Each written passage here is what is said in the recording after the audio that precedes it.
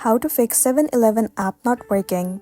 In order for you to fix this issue, the first step you want to try doing is move into the App Store on a device if you're using iOS. In the search bar, search for 7-Eleven app. Now click on this app. Instead of open, if you see the option of update, then your application is not up to date and it might be the reason that you're having this issue. If that's the case, tap on update and update it. Once you've got the updated version, the next step you want to try doing is head over to the settings of a device and then move into general. Move into iPhone storage. In this page, search for the application 7-Eleven and then move into it. Now click on offload app and then once again click on offload app.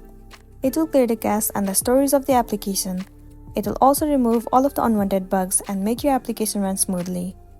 Once done, you can also try uninstalling the application by clicking on delete and then once again tap on delete. After that, reinstall the application.